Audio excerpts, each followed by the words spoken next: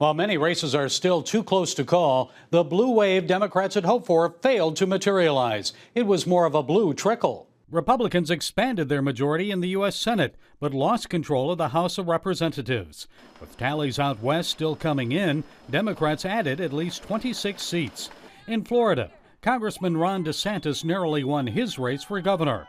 Most polls showed leftist Democrat Andrew Gillum ahead in that race. And outgoing Republican Governor Rick Scott narrowly defeated Senator Bill Nelson. Faith and Freedom Coalition Chairman Ralph Reed said evangelical voters made the difference in Florida. I think the White House and the RGA and the National Republican Senatorial Committee and certainly Ron DeSantis and Rick Scott are very grateful tonight that the rapture didn't happen before early voting began, because if it had, they would have lost in a landslide. And the evangelicals delivered this vote in a big way. In Tennessee, the GOP held Bob Corker's open seat, which will be filled by Republican Marsha Blackburn. She beat Phil Bredesen by 9 points.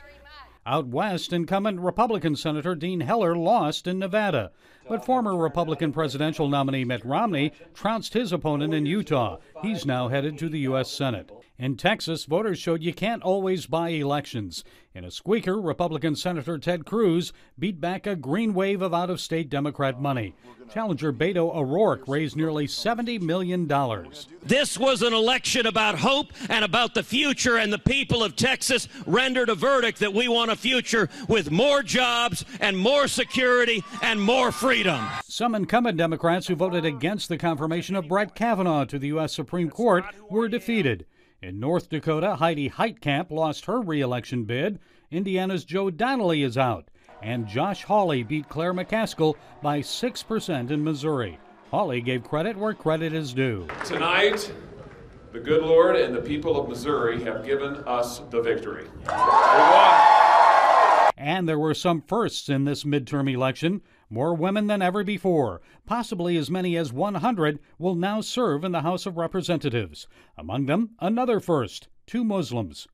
With Democrats now preparing for control of the House, still to be decided is if Nancy Pelosi will return to her role as House Speaker. Pelosi said Democrats will make their top campaign issue, health care, a priority. Democrats will lower health care costs and prescription drug prices for seniors and families across America. Democrats have also pledged to launch committee investigations of President Trump and his administration. And they'll possibly begin impeachment proceedings against both the president and Supreme Court Justice Brett Kavanaugh. Now, with a divided Congress ahead, still to be determined if the president and Democrats and Republicans will work together, or if Washington will be more contentious and polarized than during President Trump's first 2 years. Gary Lane, CBN News.